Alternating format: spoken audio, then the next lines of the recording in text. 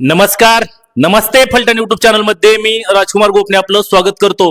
सातारा जिल्ह्याचे मिनी मंत्रालय म्हणून ओळखल्या जाणाऱ्या सातारा जिल्हा परिषदेच्या अध्यक्ष, उपाध्यक्ष त्याचबरोबर समित्यांच्या निवडी उद्या दिनांक 20 मार्च रोजी सातारा येथे संपन्न होत आहेत।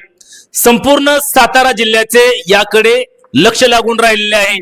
65 सदस्य संख्या असलेल्या सातारा जिल्हा परिषदेच्या निवडणुकीमध्ये सर्वाधिक जागा या 27 जागा भारतीय जनता पक्षाने जिंकल्या आहेत, तर राष्ट्रवादी काँग्रेस पक्षाने 20 जागा जिंकल्या आहेत।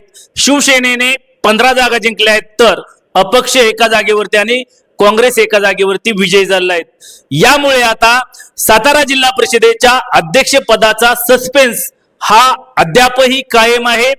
कोण अध्यक्षपदी विराजमान होणार, त्याबरोबरच उपाध्यक्षपदी कोणाची वर्णी लागणार याकडे संपूर्ण तालुक्याचं लक्ष लागून राहिलेलं आहे।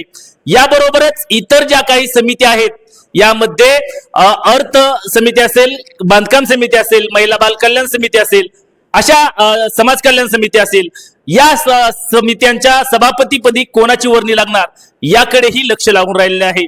एकंदरीतच 65 सदस्य संख्या असलेल्या सातारा जिल्हा परिषदेमध्ये 33 सदस्य संख्या बहुमतासाठी आवश्यकता आहे।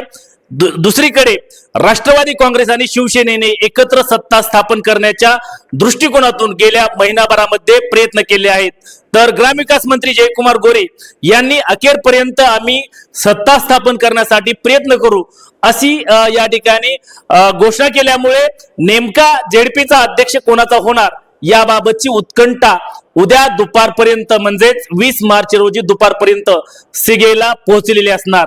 यामधूनच फलटण तालुक्यामधून या जेडपीच्या सत्तेमध्ये कोणाला संधी मिळणार याबाबतही फलटण तालुक्यामध्ये आता चर्चा रंगत आहेत। यामध्ये पहिल्या प्रामुख्याने युवा नेतृत्व सह्याद्री भैया कदम यांना या ठिकाणी सभापती पद मिळणार का, त्याचबरोबर बरड जिल्हा परिषद गटामधून विजयी झालेल्या वैशालीताई कांबळे यांना समाज कल्याण सभापती पद मिळणार का याबाबतची ही चर्चा आता फलटण तालुक्यामध्ये रंगू लागली आहे।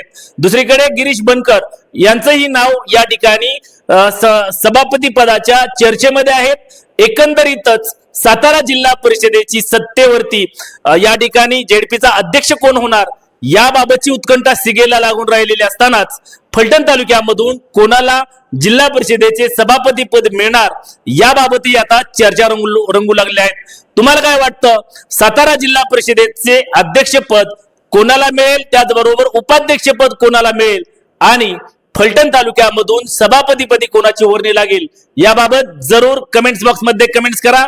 चॅनलवरती नवीन असाल तर नमस्ते फलटण युट्यूब चॅनल सबस्क्राईब करा, बेल आयकॉन दाबा, जेणेकरून आमचे नवनवीन व्हिडिओ लवकरात लवकर थेट तुमच्यापर्यंत पोहोचतील। व्हिडिओ आवडल्यास लाईक आणि शेअर करा।